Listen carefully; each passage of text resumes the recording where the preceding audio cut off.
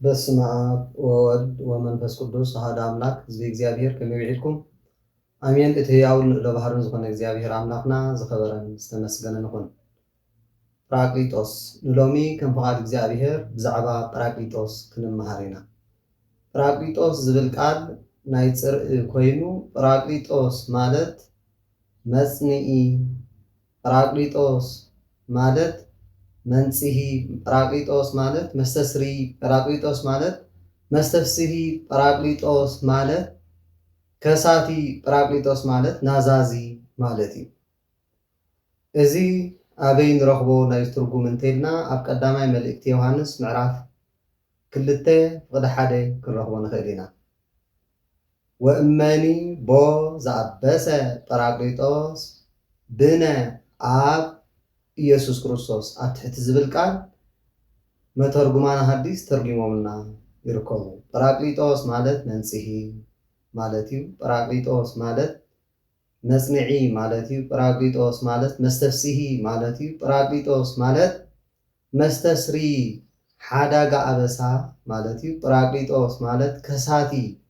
ማለት እዩ። ጰራቅሊጦስ ማለት ናዛዚ ኢሎም 6 ትርጉም ሂቦም ኣለዉ። ስለምንታይ መንጽሂ ተባሂሉ ዝብል ሰብ ክህሉ ይኽእል ይኸውን?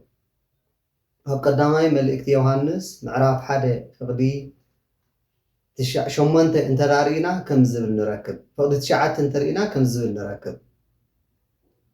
እሙን ውእቱ ወጻድቅ ከመ ይህድግ ለነ ኣበሳነ ወያነጽሐነ እምኩሉ ጀጋየነ ይብል። እሙንን ካብ ኩሉ ሓጢኣትና ካብ ኩሉ በደልና ከንጽሐና እሙንን ጻድቕን እዩ ይብል። ስለዚ እግዚአብሔር መንፈስ ቅዱስ ካብ ኩሉ ኣበሳና ከንጽሐና ካብ ኩሉ ሓጢኣትና ከንጽሐና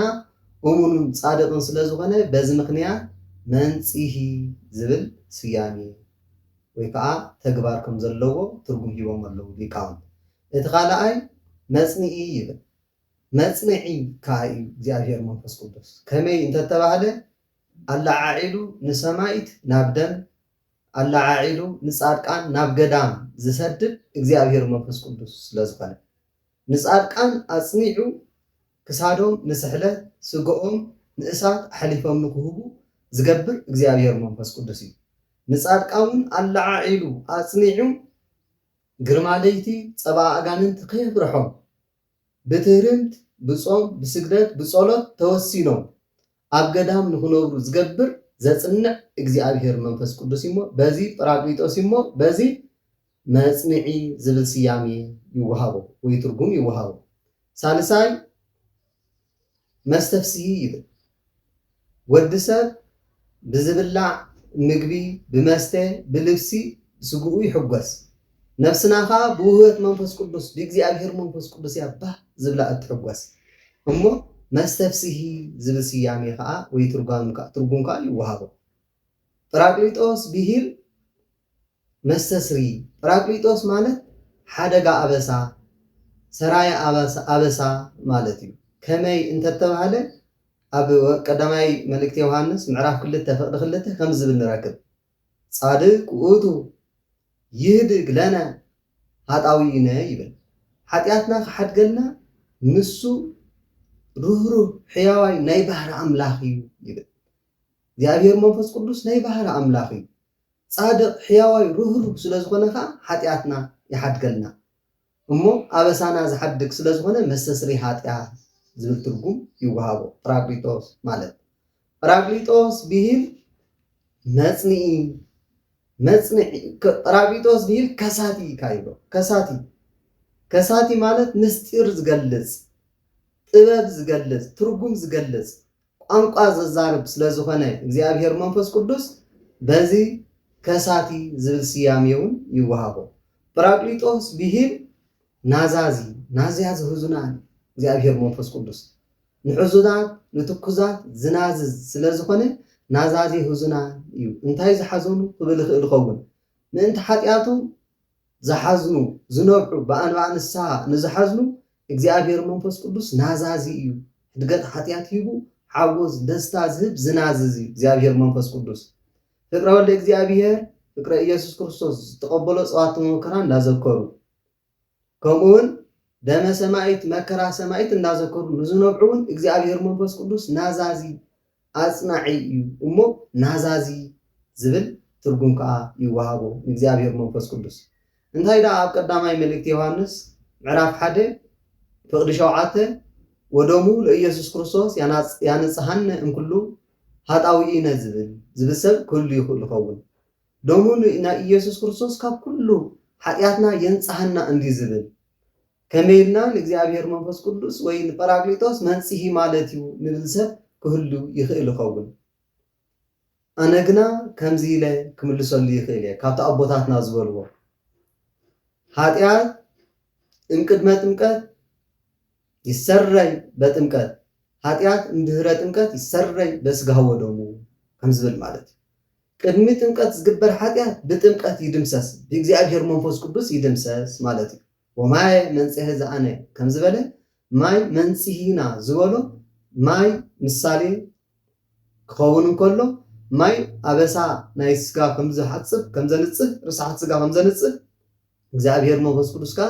ርስሓት ነፍስ የንጽህ እሞ ቅድሚ ጥምቀት ዝግበር ኃጢአት እግዚአብሔር ብጥምቀት እግዚአብሔር መንፈስ ቅዱስ ይነጽህ ድሕሪ ጥምቀት ዝግበር ኃጢአት ከዓ ብስጉኡን ደሙን ይነጽህ እሞ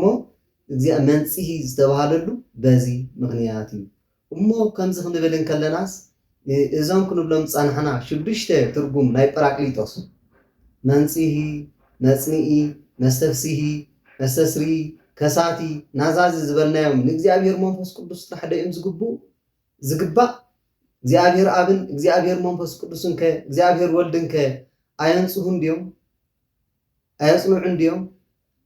አይሕጉሱን ወይ ከዓ ሓጎስ አይህቡ እንዲዮም ሕድገት ኃጢአት አይህቡ እንዲዮም ምስጢር አይገልጹ እንዲዮም አይናዝዙ እንዲዮም ዝብል ሰብ ክህሉ ይኽእል ይኸውን ይናዝዙ እምበር ከመይ እንተተባሃለ ከምዚ ይብል ስብሃቲሁ ወሃይሉ ወመንፈስ ቅዱስ ያዕርፍ ላዕሌክሙ ይብል ስብሃቲሁ አብ ሃይሉ ወልድ ሃይሉ ለአብ ወጸጋ ዘአሕዛብ ከም ዝብሎ መንፈሱ እግዚአብሔር መንፈስ ቅዱስ ኣብ ልዕሌኩም ክሓድር እዩ ከም ዝበሎም ሐዋርያት እግዚአብሔር መንፈስ ቅዱስ ኣብ ዛዕለት እዚኣ ኣብ ልዕሊ ሐዋርያት ዝወረደሉ እዩ እሞ በዚ ምክንያት እዚ አብን ወልድን መንፈስ ቅዱስን ህልዋን እዮም አው ብህልውና አብን ወልድን መንፈስ ቅዱስን ህልዋን እዮም ከመይ እንተተባሃለውን አነ ወአብ ወመንፈስ ቅዱስ ንመጽእ ሃቢሁ ወንገብር ምዕራፈ ውስቴቱ ይብል አነን ወልድን አብን መንፈስ ቅዱስን ናብኡ ክንመጽእ ኢና ኣብኡ ኣብ ውሽጢ ከዓ ማህደር ክንገብር ኢና ከም ዝብል አብን ወልድን መንፈስ ቅዱስን ኣብ ልዕሊ ሐዋርያት ዝወረድሉ ምዃኑ ብህልውና ከነስተውዕል ይግባአና እዩ ከመይ እንተተባሃለ ብህልውና ክንሪኦም ከለና ንኣምን ከበኣብ ህሉ በኣብ ወወልድ ንኣምን በኣብ ከምህሉ በወልድ ወመንፈስ ቅዱስ ወንኣምን በወልድ ከምህሉ በኣብ ወመንፈስ ቅዱስ ወንኣምን በመንፈስ ቅዱስ ከምህሉ በኣብ ወወልድ እንዘይህሉ በበአካላትهم ህልዋን እንዘይህሉ በኣብ ህልዋን እምንቱ በበአካላትهم ከም ዝብል ኣብ ህልዋን ክኾኑ ከለው ንሕና በኣብ ንኣምን ኣብ ወልድን ኣብ መንፈስ ቅዱስን ህሉ ከም ዝኾነ በወልዱን ንኣምን ኣብ ኣብን ኣብ መንፈስ ቅዱስን ህሉ ከም ዝኾነ ብመንፈስ ቅዱስ ንኣምን ኣብ ኣብን ኣብ ወልድን ህሉ ከም ዝኾነ ክልቲኦም ወልድን መንፈስ ቅዱስን ኣብ ህልዋን ኮይኖም ግን በበአካላቶም ከዓ ህልዋን ምዃኖም ንኣምን ከም ዝበለ ብህልውና ኣብን ወልድን ኣብ መንፈስ ቅዱስ ህልዋን ስለ ዝኾኑ እዚ ዝተዋሃበ ተግባራት ወይ ስራሕ ናይ አብን ናይ ወልድን ናይ መንፈስ ቅዱስን ምዃኑ ክንፈልጥ ይግባአና ከመይ ዝብል ሰብ ክህሉ ይኽእል ይኸውን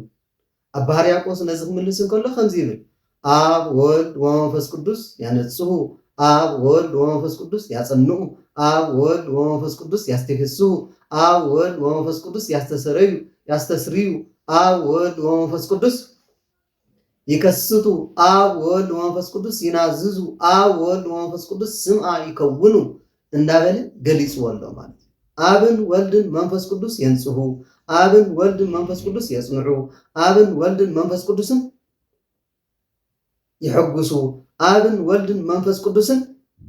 ሕድገት ኃጢአት ይህቡ አብን ወልድን መንፈስ ቅዱስን ምስጢር ይገልጹ አብን ወልድን መንፈስ ቅዱስን ይናዝዙ አብን ወልድን መንፈስ ቅዱስን ምስክር ይኾኑ እናበለ ገሊፅዎ ከም ዘሎ እዚ ተግባራት እዚ ናይ አብን ናይ ወልድን ናይ መንፈስ ቅዱስ ምዃኑ ክንፈልጥ ይግባአና ማለት እዩ። እግዚአብሔር መንፈስ ቅዱስ ጰራቅሊጦስ ተባሂሉ ዝተፀዋዕሉ በዚ ትርጉም እዚ ምዃኑ ክንፈልጥ ይግባአና። ኣብዛ ዕለት እዚኣ እዛ ዘለናያ ቅድስቲ ዕለት በዓለ መንፈስ ቅዱስ ተባሂላ ትፅዋዕ። በዓለ መንፈስ ቅዱስ፣ ጰራቅሊጦስ፣ ጴንጠቆስጤ፣ በዓለ ሃምሳ ከምኡውን መዛዘምን ናይ በዓለ ሃምሳ ማለት እዩ።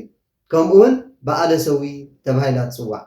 ጰራቅሊጦስ ዝተባሃለትሉ ምክንያት ርኢናዮ ኣለና እግዚአብሔር መንፈስ ቅዱስ ማለት እዩ። በዓለ ሰዊት ዝተባሃለትሉ ጴንጠቆስጤ ዝተባሃለትሉ ምክንያት ከዓ ሓሙሳ መዓልቲ ናይ መወዳእታ መዓልቲ ናይ በዓለ ሃምሳ ጴንጠቆስጤ ተባሂላ ትፅዋዕ በዓለ መንፈስ ቅዱስ ማለት እዩ። በዓለ ሰዊት ዝተባሃለትሉ ኣብ ደቂ እስራኤል ሰለስተ ዓበይቲ በዓላት ኣብያን በዓላት ነይሮም እዮም። ንሳቶም ከዓ በዓለ ፋሲካ፣ በዓለ መፀለት፣ በዓለ ሰዊት ይበሃሉ። ደቂ እስራኤል 20 ዓመት ዝበፅሐ ካብ እስራኤል ኣብዞም በዓላት እዚኦም ኣብ ሰለስቲኦም ኣብ በዓለ ፋሲካ፣ ኣብ በዓለ መፀለት፣ ኣብ በዓለ ሰዊት ናብ ኢየሩሳሌም ደይቡ ክሰግድ ናብ እግዚአብሔር መስዋዕት ክዕርግ ኣለዎ። እዚ ዘይገበረ ግን ውጉዝ ይኹን ዝብል ፅሑፍ እዩ። እዚ ስለ ዝነበረ ደቂ እስራኤል ኩሉ ግዜ ኣብ በዓለ ሃምሳ፣ ኣብ ፋሲካ፣ ኣብ በዓለ መፀለት ይኸዱ ነበሩ። በዓለ ሰዊት ዝብል ግን ካብ ምንታይ እንተልና ደቂ እስራኤል ናብ ምድሪ ርስቲ ናብታ እግዚአብሔር ዝመሓለሎም መዓርን ፀባን እተፈልፍል ምድረ ከነአን ምስ ኣተው ንመጀመርታ ግዜ ዘሪኦም ኣፍርዮም ካብ ፍርያቶም ካብቲ ሰዊት ፍረደ እዩ ወይስ እኽሊ ስርናይ ሒዞም ናብ እግዚአብሔር ዝቆረብሉ እዩ። ስርናይ ይብሉ ኣቦታትና ክትርጉሞም ከለዉ መተርጉማን። ስለዚ ናብ እግዚአብሔር ቀዳምያት ተባሂሉ ይፅዋዕ። ቀዳምያት ሒዞም ናብ እግዚአብሔር ዝቆረብሉ እዩ። በኩራት ከዓ በኩሪ ውላዶም ሒዞም ናብ እግዚአብሔር ዝቆረብሉ እዩ። በዚ ምክንያት በዓለ ሰዊት ተባሂሉ ይፅዋዕ። ኣብዛ ዕለት እዚኣ ንሕና እውን ካብቲ ኣስራትን በኩራትን ቀዳምያትን ዝበሃል ናብ እግዚአብሔር ቀዳማይ እቶትና ነጋዳይ እንተኾንካ ካብ መክሰብካ፣ ሓረስታይ እንተኾንካ ካብ እቶትካ፣ ሰራሕተኛ እንተኾንካ ካብቲ ቀዳማይ ስርዓት ኢኻ እትሰርሖ በኩሪ ወይ ከዓ ቀዳማይ እቶትካ ቀዳምያት ንእግዚአብሔር እተቕርበላ ዕለት እዛ ዕለት እዚኣ እያ ማለት እዩ። ግዴታ ናብ እግዚአብሔር ከነቕርቦም ዝግባአና በኩራት፣ ኣስራት፣ ቀዳምያት እዚኦም ግዴታ እዮም። ሞባእ እንተኮይኑ ግን ከም ፍቃድና ከም ፍታውና ኢና እነቕርቦ እሞ ናብ ደቂ እስራኤል ናብ እግዚአብሔር ኣብዛ ዕለት እዚኣ በዓለ ሰዊት ማለት ቀዳማይ ፍሪኦም ሒዞም ዝቀረቡላ ስለዝኾነት በዓለ ሰዊት ተባሂላ እትፅዋዕሉ በዚ ምክንያት እዩ። ኣብዚ ዕለት እዚ እግዚአብሔር መንፈስ ቅዱስ ኣብዚኣ ዕለት እዚኣ ዝገበረሉ ንምንታይ እዩ? በዓለ መንፈስ ቅዱስ ማለት ኣብ ልዕሊ ሃዋርያት ፀጋ መንፈስ ቅዱስ ዝወረደሉ እዩ። ሃዋርያት አንቱም ሙሰ ንበሩ ሃገረ ኢየሩሳሌም እስከ ትለብሱ ሃይለ እምአርያም ስለ ዝበሎም ካብ አርያም ሃይሊ ክሳብ እትቕበሉ ክሳብ እትለብሱ ኣብ ኢየሩሳሌም ፅንሑ ስለ ዝበሎም ኣብ ኢየሩሳሌም ኣብ ሓደ ቤት ተኣኪቦም ብሓደ ነበሩ እዩ። እዛ ቤት እዚኣ ናይ ማርያም ኣደ ሃዋርያይ ያዕቆብ ቤት እያ። ኣብዚኣ ተኣኪቦም እንከለዉ መፃ ግብተ ድምፀ ከመ ድምፀ ነፋስ ኣውሎ ይብል። ልክዕ ከምዚ ድምፂ ናይ ንፋስ ኣውሎ ዝመስል ድምፂ ነጎድጓድ መፀ። እዚ ከዓ ጰራቅሊጦስ እዩ ኣብ ልዕሊኦም ወረደ። ክመፅእ እንከሎ ንምንታይ ብንፋስ መሰሎ ብንፋስ ኣውሎ ንምንታይ መሰሎ ዝብል ሰብ ክህሉ ይኽእል ይኸውን። ንፋስ ረቂቕ እዩ፣ እግዚአብሔር መንፈስ ቅዱስ እውን ረቂቕ እዩ። ንፋስ ሓያል እዩ፣ እግዚአብሔር መንፈስ ቅዱስ እውን ሓያል እዩ። ንፋስ መዓዛ ይህብ እዩ፣ እግዚአብሔር መንፈስ ቅዱስ እውን ፀጋን መዓዛን ይህብ እዩ። ንፋስ ንሓሰር ካብ እኽሊ ይፈሊ እዩ፣ እግዚአብሔር መንፈስ ቅዱስ እውን ንፃድቃን ካብ ሓጥኣን ይፈሊ እዩ። ንፋስ ኩሉ ግዜ ከነስተውዕሎ ዝግባአና ንፋስ ምህላው እተረጋግፅ ማዕበል ከልዕልን ኣግራብ ከንቀሳቅስ ከናውፅን እንከሎ ኢኻ እትፈልጥ ህላው እዩ። እግዚአብሔር መንፈስ ቅዱስ እውን ትርጉም ምስጢር ክነግር ማለት ትርጉም ከተርጉም ምስጢር ክነግር ቋንቋ ከዛርብ እንከሎ ኢኻ እትርኢ እሞ በዚ ንንፋስ ይምሰል እዩ። እግዚአብሔር መንፈስ ቅዱስ ልክዕ ከመምሳል እሳት ከመምሳል ኣውሎ ንፋስ ናብ ልዕሊኦም ወረደ ይብል። ቅድም ኣብ ዘመነ ኣበው ንፋስ ከም ሓደ ናይ መዓት ይፍለጥ ነበረ። ኣብ ህንፃ ሶናኦር ነቲ ደቂ ሰብ ካብ እግዚአብሔር ዓልዮም ነቲ ንማይ ኣይሂ ማለት ብሰብኣትካት ዘጥፍኦም ንዑኑ ባእዮ ንህሮሞ እናበሉ ኩናት ናብ ላዕሊ እናደርበዩ ጸላእሰናይ ደምለኽ ይሰደሎም ነበረ በዚ ንዑኑ ረድሞ ቋንቋኦም ንደባልቆ ኢሉ ቋንቋኦም ከምዘይ ሰማምዑ ገበሮም ድሓር ከዓ ነቲ ህንፃ ሰናኦ ብንፋስ አጥፍዎ ስለዚ ከም መዓት ይመስሎም ነበረ ናይ መዓት ይመስሎም ነበረ ሞ ንፋስ አውሎ ናይ ምሕረት ምዃኑ ንኸረድእ ብንፋስ አውሎ ድምፂ ገይሩ ኣምፅኦም ኣብ ልዕሊኦም ኣውረዶ ይብል በዚ ኣብ ልዕሊኦም ኣውረዶ ከምቲ እንታይ ይብል ወንዛሃለው ሰዓዲ ቤት ወረደ ለዓሊهم መንፈስ ቅዱስ ከመዘ እሳት ወተናገሩ በነገረ ኩሉ በሃው ከዓ ይብል ኣብ ሓደ ቤት ተኣኪቦም እንከለው መንፈስ ቅዱስ በአምሳል ዝተማታተረ ልሳን እሳት ዝመስል ኣብ ልዕሊኦም ወረደ ዝተፈላለዩ ቋንቋታት ከዓ ተዛረቡ ይብል በአምሳለ እሳት በለ መንፈስ ቅዱስ በእሳቱን ይምስለ ከምቲ ኣብ ወንጌል ማቴዎስ ምዕራፍ 3:11 ዘሎ በመንፈስ ቅዱስ ያጠምቀኩም በመንፈስ ቅዱስ ወበእሳት ዝብሎ ማለት ንሱ በሐውን በመንፈስ ቅዱስን ገይሩ ከጥምቀኩም ይብሎ ንምንታይ በሐው መሰሎ ዝብል ሰብ ኩሉ ይኽእል ይኸውን ሓዊ ተደጉሉ ከሎ ዘለውን ኣይመስለካን ካብቲ ተደጉልዎ ዝነበረ ሰንበድበድካዮ ግና ዱር የነድድ እግዚአብሔር መንፈስ ቅዱስ ከዓ ህላዊኡ ብምንታይ ዝብለት ንሰብ ቋንቋ ከዛርብ ምስጢር ክገልጽ ትርጉም ከተርጉም እንከሎ ምህላዊኡ ይፍለጥ ማለት እዩ ስለዚ በዚ ምስል ቋንቋ እሳት ሓዊ እንተዳኣኒ ብዝግባእ ካዮ ናብኡ ተጸጊዕካ እኳ ህይወት ሂቢ ጣዕሚ ሂቢ እግዚአብሔር መንፈስ ቅዱስን በቲ ዝግባእ በቲ ዝተጻሓፉ እንተዳኣ ተመራሚርካ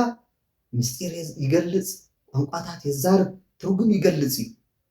እንተዳኣኒ ሓዊ ካብቲ ዝግባእ ንላዕሊ ሚቕካ የንድደካ የቕርየብካ እዩ ደፋሪ ሓውስ ቆራይ ከም ዝበሃል መንፈስ ቅዱስን ካብቲ ዝግባእ ንላዕሊ ክትመራመር እንተዳኣ ፈቲንካ ይቐዝፈካ የጥፋኣካ እዩ ነዚ እንታይ ይብል እሳት ውእቱ እሳት ማህየዊ ለሮታ ኣነ ልብ ለለ ይገብሩ ፈቃዱ ይብላ ባህርያቆስ ነቶም ፈቃዱ ዝገብሩ ጣዕሚ ዝህብ ህይወት ዝህብ እሳት እዩ ይብል ነቶም ቁንዓት ልቢ እሳት ውእቱ እሳት በላኢ ለእለይ ክህዱ ስሞ ከዓ ይብል ነቶም ንስሙ ዝክሕዱ ከዓ ዝባላዕ ዘጥፍእ እሳት እዩ ከም ዝብሎ በዚ መንፈስ ቅዱስ እግዚአብሔር መንፈስ ቅዱስ ብእሳት ይምሰል ይብል እሳት በዝግባእ መጠን ተተጠቂምካሉ መዓዛ ይህብ እዩ ነቲ እኽሊ ከተብስሎ ድዩ ወይ ዝተፈላለዩ ክሰርሓሉ ከለካ መዓዛ ይህብ እዩ እግዚአብሔር መንፈስ ቅዱስን ጸጋን መዓዛን ይህብ እዩ እሞ ብእሳቱን በዚ ይምሰል እዩ እግዚአብሔር መንፈስ ቅዱስ ልክዕ ብምስተማሳተረ እሳት ክመስል ኣብ ልዕሊኦም ወረደ ይብል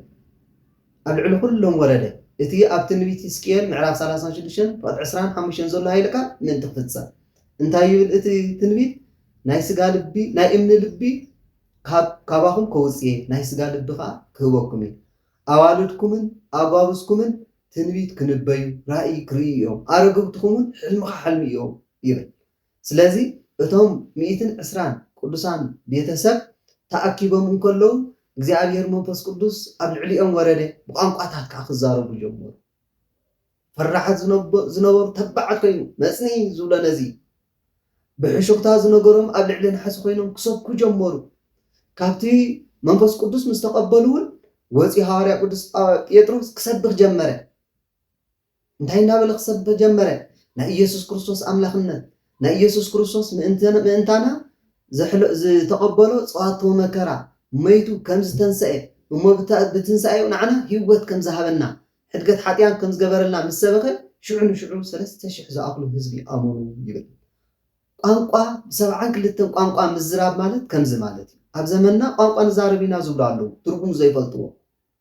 ሐዋርያት ግን 72 ቋንቋ ክዛረቡ እንከለዉ እቶም ኣብኡ መፅኦም ዝነበሩ ካብ ኩሉ ዓለም ዝመፁ ደቂ እስራኤል ነዚ ምስ ሰምዑ እዚኦም ሰብ ገሊላ ዳ ኣይኮኑም ከሚዶም ዳኣበት ኩሉ ንሕና እንፈልጦ ቋንቋ ይዛረቡ ኣለዉ በሉ እዩ ዘይትሰምዖ ቋንቋ እዛረቢ ኣይባሃልን ቋንቋ መንፈስ ቅዱስ ዘውርደልካ ወይ ዝህበካ ቋንቋ ትርጉሙ እትፈልጦ እዩ እምበር ትርጉም ዘይትፈልጦ ቋንቋ መንፈስ ቅዱስ ኣይህብን መንፈስ ቅዱስ ዝህበካ ልሳን ምሂርካ ከተፍርየሉ ተዛሪብካ ከተስማዓሉ ምስጢር ክትገልጸሉ እዩ ከምቲ ናይ ሐዋርያት ከምዚ ናይ ግዜና ስቂሎም ንዛረበለና ኢሎም ሃለውለው ዝብሉ ቃላት ለቃቂሞም ኣይኮነን እሞ እዚ ፍሉይ ምዃኑ ክንፈልጥ ይግባአና ምናልባት ኣብቲ እዋነቲ እቶም ቁንዓት ናብ ኢየሩሳሌም ነቲ በዓል ከኽብሩ መፅኦም ዝነበሩ ክሕጎሱ እንከለዉ ቤተ ኣይሁድ ግን እዚኦም እሲ ጉዕሽ ስዋ ሰትዮም እዮም ሰኺሮም እዮም ኢላ ሓምየቶም እሞ እሳቶም ጉዕሽ ስዋ ሰትዮም ሰቲና ኣይኮና በለ ጴጥሮስ ሕጂ ትርእይዎ ዘለኹም ንጎሆ እዩ ሰዓት 9 ሰዓት 3 ይበሎም ንሕናሲ እግዚአብሔር ደኣ መንፈስ ቅዱስ ኣውሪድልና ንዛረብ ኣለና እምበር ኢሉ ከም ዝበለ ማለት እዩ በዚ ግን እንታይ በሎ ኩሎም ሓጢኦም ክብሪ ኣምላኽ ስኢሎም በሎ ነቶም ጉዕሽ ሰትዮም ኢሎም ዘይተቐበልዎም ዘይሰምዕዎም ልቦም ዘትረሩ ኩሎም ሓጢኦም ክብሪ ኣምላኽ ስኢሎም በሎ ክብሪ ኣምላኽ እዩ ጰራቅሊጦስ ክብሪ ኣምላኽ ናቶም ንጹሃት ናቶም ቁንዓት ናቶም ሕያወት ናቶም ንእግዚአብሔር ዝፈርሑ ዝወርድ እሞ ምስጢር ዝገልጽ ትርጉም ዝገልጽ ቋንቋ ዘዛርብ እዩ እግዚአብሔር መንፈስ ቅዱስ ማለት እዩ ናባና ወሪዱ እዩ ኣባናውን ወሪዱ እዩ ንምንታይ እዩ ኣብ 50 መዓልቲ ናብ ሃዋርያት ዝወረደ ዝብሰብ ኩሉ ይኽእል ይኸውን እዚ ብምሳሌ እዩ ኣብ ዘመነ ኦሪት ምንስ ኢልና እንተደኣ ርኢና ደቂ እስራኤል ኣብ ግብፂ ኣብ ዝነበሩሉ ግዜ 19 ተኣምራት መበል 10 ሞቶ በክሪ ገይሩ ደቂ እስራኤል ንእስራኤል ክሰድዎም ገይሩ እዩ ነዚ ግን ቅድሚ ምውፅኦም በዓለ ፋሲካ በጊዕ ሓሪዶም በሊዖም እዮም ዝወፁ ካብኣ ምስ ወፁ ኣብ መበል 50 መዓልቲ ሙሴ ኣብ ደብረ ሲና ከይዱ ሕጊ ኦሪት ተቐበለ ደቂ እስራኤል ተቐቢሉ ኣምፅኣሎም ይብል ኣብ መበል 50 መዓልቲ ሃዋርያት እውን ኣብ ትንሳኤ ጎይታ ብርሃን ሓጎስ ደስታ ኣውጅሎም ንሓጢኣት ስዒሩ ኣብ መበል 50 መዓልቲ ከዓ ሓዳስ ሕጊ ወንጌል ሓዲስ ኪዳን ሰራዓልና እሞ በዚ እዩ እቲ ዘማሳስሎ ማለት እዩ ኣብ ደብረ ሲና እሳት ብርሃን ኣብ ደብረ ሲና ጣቓን ደመናን ብርሃንን ከም ዝተረኣየ ኣብ ጰራቅሊጦስ እውን እግዚአብሔር መንፈስ ቅዱስ ብኣምሳለ እሳት ብንፋስን መፀ እሞ ነቲ ኣናወፆ ዝብሎ ናይዚ ምሳሌ እሞ ደቂ እስራኤል ኩሉ ግዜ በዓለ ትንሳኤ በዓለ ፋሲካ ክኸውን እንከሎ ካብቲ እቶቶም ሒዞም ንሸውዓተ መዓልቲ ንሸውዓተ ሰሙን ዝኣክል ሓደ መስፈርቲ እናሃቡ ናብ እግዚአብሔር ሞባእ ወይ ከዓ መስዋዕቲ የቕርቡ ኣብ መበል መወዳእታ ዘላ ሰሙን ግን እቲ ሊቀ ካህናት ዓብይ መስፈርቲ ገይሩ መባኡ ወይ ከዓ መስዋዕቲ የቕርብ መስዋዕቲ በጊዕ እውን የቕርቡ በዚ ምሳሌ እዚ ሎሚ እግዚአብሔር መንፈስ ቅዱስ ኣብ ልዕሊ ሃዋርያት ዘውረደሉ እዚ ኣብዚ ግዜ ክንዝክሮ ዘድለየ እንታይ እዩ ዝብሰብ ኩሉ ይኽእል ይኸውን እቲ ኣብ ልዕሊ ሃዋርያት ዝወረደ መንፈስ ቅዱስ ኣብ ልዕሊና ወሪዱ እዩ ወዲ ኣብ 40 መዓልቲ ጓል ኣብ 80 መዓልቲ መንፈስ ቅዱስ ካብ ራህ መንፈስ ቅዱስ ካብ ማህፀን ዮርዳኖስ ተወሪድና ኢና እግዚአብሔር መንፈስ ቅዱስ ከዓ ተቐቢልና ኢና ልክዕ ከምቲ ቁልዕ ሓዊ ዝመስል ተቐቢልና ኢና ጽቡቕ ግብሪ እንተጌርና ሰናይ ግብሪ እንተጌርና ከምቲ እሳት ኮይኑ ኣብ ልብና ዱር ዘነድድ እሳት ኣባና ከዓኒ ንትሩፋትን ንምግባር ሰናይን ከተባብዓና ከጽንዓና ከበርትዓና እዩ እሞ እግዚአብሔር መንፈስ ቅዱስ ተቐቢልና ኢና እሞ ሎሚ ከዓ ነዚ ተቐቢልና ኣስራት በኩራት ቀዳምያት ሒዝና ናብ ቤተ እግዚአብሔር ክንከይድ ከም ዝግባአና እንመሃረሉ ዕለት እዩ ኣብዚ ዕለት እዚ እቶም ኣብ ገላትያ ምዕራፍ 5 ተገሊጾም ዘለው ፍረ መንፈስ ቅዱስ ናብ እግዚአብሔር ሒዝና እንቀርበሉ ፍረ መንፈስ ቅዱስ ፍቅሪ ሕያውነት ለውሃት ርህራሄ ንዓይ ጣዕምን ዘይምባል እዚ ኩሉ ፍረ መንፈስ ቅዱስ ዝተባሃሉ ሒዝና ኣብ ቅድሚ እግዚአብሔር እንቀርበሉ ከምቲ ደቂ እስራኤል ካብ ቀዳማይ እቶቶም ፍረ ሰዊት ሒዞም ናብ እግዚአብሔር ዝቀርቡ ዝነበሩ ንሕና ከዓ ሎሚ ፍረ መንፈስ ቅዱስ ፍረ ቅድስና ሒዝና እንቀርበሉ እግዚአብሔር ነፍስ ወከፍና ዝሃበና ጸጋ ኣሎ እግዚአብሔር ነፍስ ወከፍና ዝሃበና ውህበት ኣሎ ከምቲ ሃዋርያ ቅዱስ ጳውሎስ ምናናግና ብዛዕባ እቲ ውህበት መንፈስ ቅዱስ ብዘይ ኣፍልጦ ክኮኑ ኣይደልን ዝበሎ ነፍስ ወከፍ ሰብ ውህበት ተዋሂብዎ እዩ ነፍስ ወከፍ ከዓ በባይነ ዓይነት ውህበት ተዋሂብዎ እዩ ስለዚ ብውህበትና ንእግዚአብሔር ሎሚ ናብ እግዚአብሔር ክብሪ እንህበሉ ናብ እግዚአብሔር ከምታ ቀዳምያት ደቂ እስራኤል ዘምጽኡሉ ንሕና ብውህበትና ኣብ ቅድሚ እግዚአብሔር